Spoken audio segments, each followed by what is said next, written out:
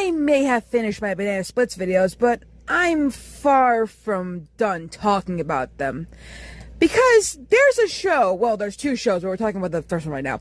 But there's two shows that were like the Banana Splits, but they didn't succeed as well as the Banana Splits. The first show we're talking about is Cattanooga Cats. This was told me by my friend, you know them, cheese and steak and fries, my friend. They informed me about this, and the Skatebirds, I think. Or I think I discovered the Skatebirds, and then they told me about the Cattanooga Cats. But the point is that they're like the Banana Splits, but they don't have, costume characters. The Skatebirds do, but they don't. So, let's talk about it. Before we get into the plot and premise, what exactly are the Cattanooga Cats? I'm probably pronouncing it wrong. It's C-A-T-T-A-N and then Nooga Cats. So Cattan and then Nooga Cats, but, whatever. Cattanooga Cats is an American animated television series produced by Hanna-Barbera, which aired on ABC, not NBC, from September 6th of 1969 to September 4th of 1971. The show was a package program similar to the Hanna-Barbera NBC show The Banana Splits, except that it contained no live-action segments. During the 1969-1970 season, Cattanooga Cats ran 1 hour and contained 4 segments. Cattanooga Cats, Around the World in 79 Days, It's the Wolf, and Motor Mouse and AutoCat. During the 1970 and 1971 season, It's the Wolf and Motor Mouse and AutoCat were spun off into a half-hour show. Around the World in 79 Days remained as part of Cattanooga Cats, which was reduced to half-hour. Motor Mouse and AutoCat ran concurrently with Cattanooga Cats until they both met a demise at the end of 1970 and 1971 season. So, with that out of the way, let's talk about the plot and premise. Cattanooga Cats depicted the adventures of a fictitious rock band similar to the Archies and the Banana Splits, and also the Monkees. The band is made up of anthropomorphic cat hippies that consist of Country, Kitty Joe, Scoots, and Groove. Yes, those are their names. Country is the lead singer and guitarist, Kitty Joe is the singer, Scoots is the bassist, and Groove is the drummer, and he's voiced by Casey Kasem, so that's pretty good. They were also supposed to have a fifth member, I guess the Mr. Schneider of the group. He was going to be a keyboardist named Cheesy. A mouse. He was a mouse, but they cut him out of the series. Yeah.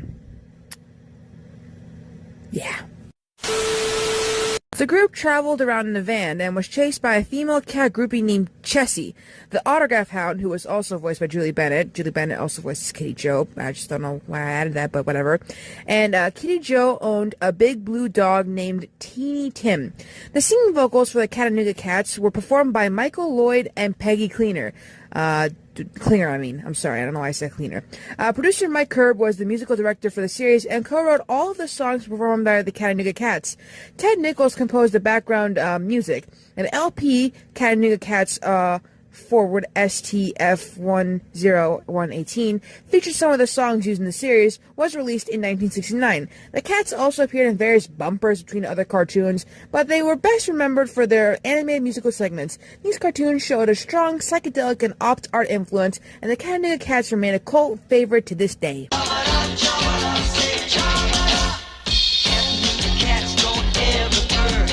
If I ended the video right here, it wouldn't be so fun. Plus, we have some things to get to before we get to the legacy and other appearances. So, I figure, let's talk about the segments that were in Cattanooga Cats, like Around the World in 80 Days, It's the Wolf, and Motor Mouse and AutoCat.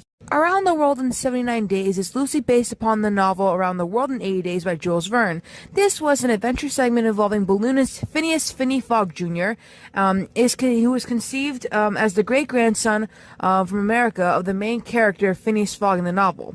Reporters Jenny Trent and Hoppy, and he set out on a globe-trotting adventure to travel around the world in 79 days to beat the original record set by Finney's ancestor. The trio is in competition for both the record and a £1 million prize against the sinister Crumden, who is supposedly the butler of the original Phineas. Or Phileas? Or Phineas. It doesn't really, I don't really matter. Crumden is aided by his idiotic chauffeur, Bumbler, and his pet monkey, Smirky. Unlike the other segments, Around the World in 79 Days was a serial with a continuing story, but as with many shows made during this period, it doesn't have a specific ending. It's the Wolf follow the comic exploits of Mildew Wolf, who aspires to catch and eat a sure-footed lamb named Lamsey. The wolf is always thwarted by a sheepdog named Bristlehound. Bristlehound would apprehend Mildew, usually after hearing Lamsey cry out, "It's a wolf," pound him, and toss him sailing into the air, with Mildew screaming a phrase such as, "Spoil sport," as he flies into the horizon and lands with a thud. Hey kids, do you love Tom and Jerry? Well, how do you feel about Tom and Jerry on motorcycles and cars? Because that's exactly what Motor Mouse and Autocat is.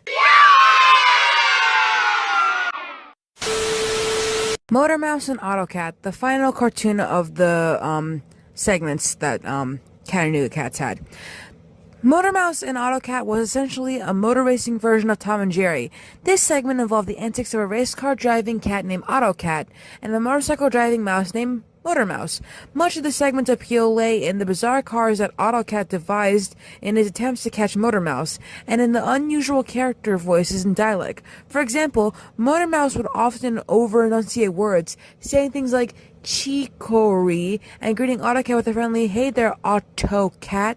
Motor Mouse resembled Pixie and Dixie and Mr. Jinx in character design. I have no idea what that is, but apparently it was part of the Huckleberry Hound show from 1958 and 1961. So, yeah.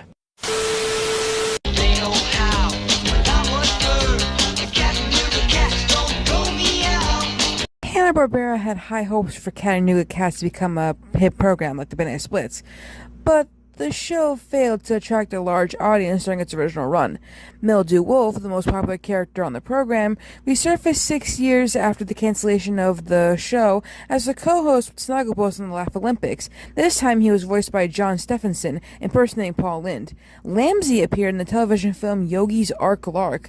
Sky One occasionally broadcast Cattanooga Cat shorts in the UK in 1990, and the segments were shown in complete isolation, broadcast neither as part of the original show or in a new compilation. Reruns of the show were not seen until the program began airing as part of the Boomerang programming block on Cartoon Network, which later became a spin-off network on its own. And for several months, Boomerang in the UK channel ran the musical interludes from the show, all which ran to exactly 1 minute and 45 seconds, as short and unidentified fillers before closing down at midnight.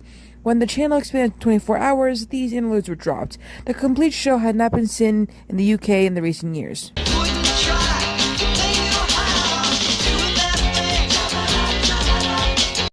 So, you guys are probably already gonna say, "Oh my god, they made him into FNAF or Chuck E. Cheese." Yeah, I'm just as shocked as you, because Jellystone is known for having, like, every single Hanna-Barbera character, like, in it. So the fact that the band and also, Teeny Tim were, like, animatronics at a pizzeria called Cattanooga Cheese Explosion Pizzeria is just crazy. Lamsey's also in this, and he's voiced by Master Shake. Dana Snyder. Sorry, I had to say that. And also, Mildew Wolf is voiced by Bernardo De Paula.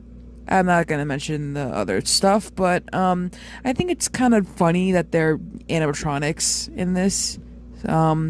Lamsey is implied to be Jewish in the season 2 episode Yogi's Midlife Crisis, as Yogi's band appears to be performing at a bar mitzvah and Lamsey declares himself to be a man.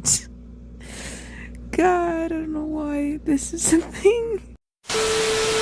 Thanks for watching the video. The next 2 videos should be about USA's cartoon block, as well as the Sci-Fi Channel's 2 animation blocks.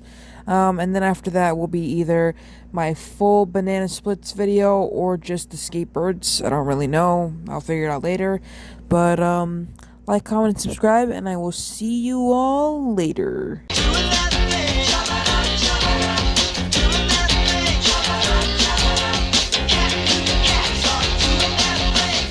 Cattanooga Cat Show, featuring Around the World in 79 Days. It's the Wolf